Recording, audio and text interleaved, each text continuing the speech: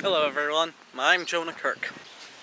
Well, I was suggested that I should talk about different stories each episode. Ryan suggested mine or his, so...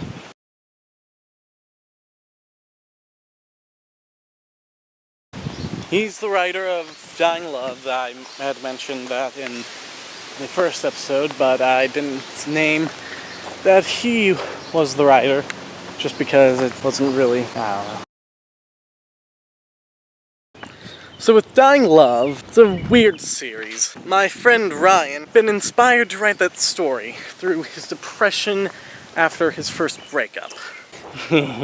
Yeah, whatever, don't mock him for it. It was a new experience for him. He wasn't quite ready for it. I don't know what to say about it. And his ex just said, hey, if you're so upset about it, why don't you write a book about it? And so he did. Before that, he had written some other stories, some more comedic, and not as well written, I suppose. Like this one Phoenix Wright fanfic about... I don't actually remember what it was about. It just was pretty much a straightforward Phoenix Wright story, as far as I can remember. Which is great that you can write like that. Of course, there's some grammatical errors, but I won't hold that past him. I won't bother him about that. He also wrote some other little fanfics like this thing. Yeah, some MLP fanfics, I think. Like this one that was Dear Dashie he had wrote, where Rainbow Dash was ill, dying, and everyone was writing a letter to her. That idea I stole for this other story of mine, the letters of Louis Farlane and Dr. Hasmore's. And that Louis Farlane was sick, going insane, and Dr. Hasmore's was being suspicious. And their letters between each other. This video isn't about that, so I won't go into that. Maybe at another video I will. Then there was like 5 Weeks at Pinky's, which was a MLP cross fanfic with FNAF, which sounds ridiculous, and I've yet to read that one. Because I have not played any of the FNAF games all the way through, so I don't want to be spoiled. That, and there's no other real reason that I have for not reading it yet. Probably should, actually. I don't know. But then, he had that whole depression which inspired him to write Dying Love, which sounds like it's dying light or whatever, but it's... no. It has a little to do with that. In fact, a lot of that rips off things, but then again, he writes fanfics, so whatever, that's fine.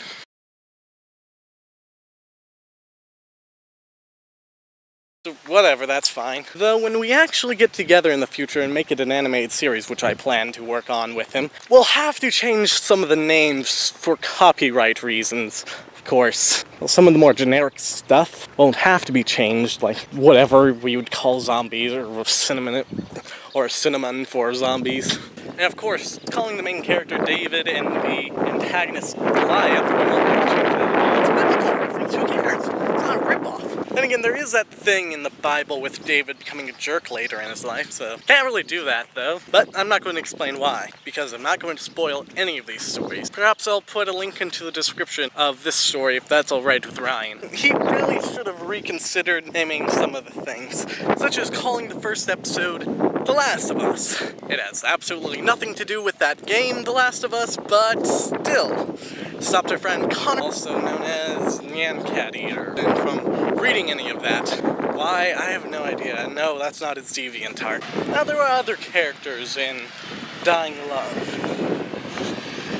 such as Fox. I don't know his real name, or maybe that is his real name, who cares. Then there was... don't actually remember all the characters' names off the top of my head. It's been a while since I read that. I'd read it again soon. Specifically before I start writing more of Fading Dreams. I do know one of the characters in Dying Love was based off of a friend of ours, or his. Some other characters, they slip my mind at the moment.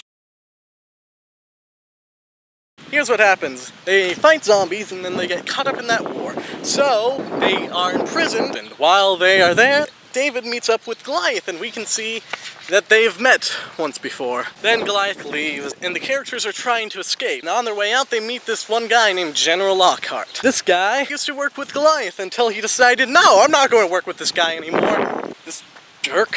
And so General Lockhart decides to break everyone out of that prison. This group carries on their way and are tasked by General Lockhart to hunt down Goliath. And David definitely will, because he has a grudge against Goliath. Personal grudge. Not because Goliath is an evil dictator, but because Goliath stole David's girlfriend. That's where the whole losing girlfriend thing comes along. David's girlfriend isn't really given much screen time, which is alright, but just... nothing to explain why should David really, well, from her first-hand words. She does appear right in front of David at one point in the story. Anyways, as they're moving along, they find themselves at a train eventually, after fighting some more zombies. On there's this guy named Schlumpkin. His personality is basically when I'm all chill and cool. That's where Ryan got that character from. When I'm all cool. Not when I'm all hyper and all that, but when I'm all calm and, yeah, it's all good. Although this character, Schlumpkin, whatever, is a bit more high than I am. And he's probably a lot thinner than I am. Probably starves himself every day. That's what I assume based upon what we see of the character. Living on a train. So they carry their way on this train, and then... and suddenly this giant robot appears out of nowhere, stopping them. They all think it's a Titan, but no, it's actually a Prime. And this guy's name is Maximus Prime. What? So at first I thought it was Transformers, but then after talking to my friend Connor, the guy I mentioned earlier who refuses to read that story, he said it was from some video game, and unrelated to Transformers. But it probably was a reference in that game. And Maximus Prime says to David that he was sent to be a servant to David. Slave or whatever, I don't know. So they carry on their way, fighting more battles. And we reach the final episode, the 5th episode, as it starts a trend with Ryan stories to have 5 episodes. Why that? Guessing because stuff like Five Nights at Freddy's and Telltale Games having 5 episodes in their seasons. That's probably where he got it from. That's a safe bet, right? And I'm not going to explain any more of the story of Dying Love at this point because the rest is just spoilers. Go ahead and read it for yourself. It's worth a read. There's some grammatical errors, but it's actually a lot lower percentage than most of his stories. I'm not saying that's bad. He is great at telling stories. I wish I was that naturally intriguing of a writer.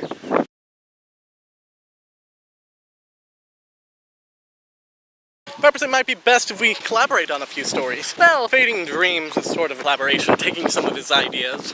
Don't worry, it's not really stealing when I have him look over it, and if he said, hey, don't do that, I would stop. So, I think it's all fine, but more direct collaboration. He did have me as an editor for his story Adventures of Sunrise and Silverback. I didn't really want to get in the way of his creativity, and it seemed like it was annoying with pretty much every sentence I was fixing something, but yeah, maybe I might go back to that, being an editor for his stories.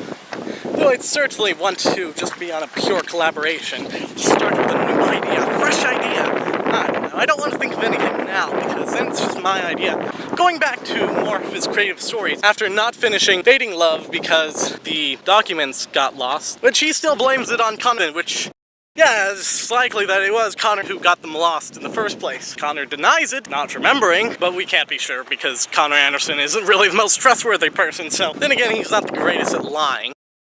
Although I do hope he goes back to Fading Dreams and finishes it. If not, I will. After Fading Dreams, he had also started writing on another story called Robotic. And Robotic was a series I felt was doomed from the start. It was another story like Dying Love, set in the future, post-apocalyptic, dealing with a war. But there were elements of it that I just felt wasn't going anywhere. He didn't seem to have a plot for it. Characters were just doing stuff. And the main character kind of forgot who he was, which is actually a cliche of mine values. How dare you steal a whole bunch of stuff from me after I stole a whole bunch of stuff from you? That lasted for 2 episodes, or maybe 3, before Ryan gave up on it himself. So he was almost or already halfway through the story, and there wasn't much of a semblance of a plot or progression. That was bad. Unless, of course, he was going to break the mold of his 5 episodes per story. Though that is doubtful, since a lot of stories have 5 episodes.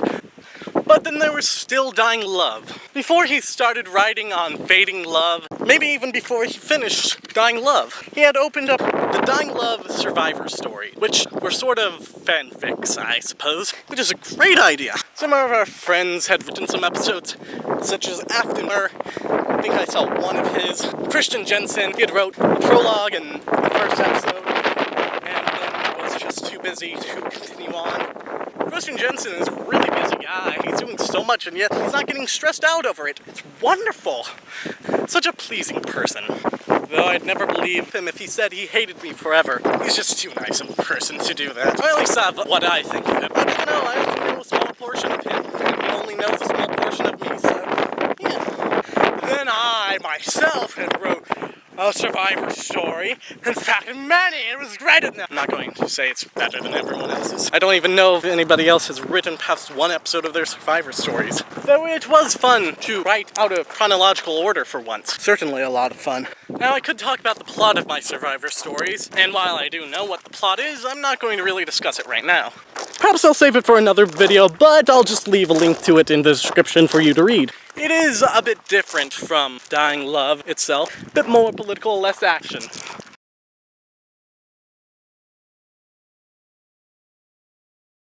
Which a lot of that carried over to Fading Dreams.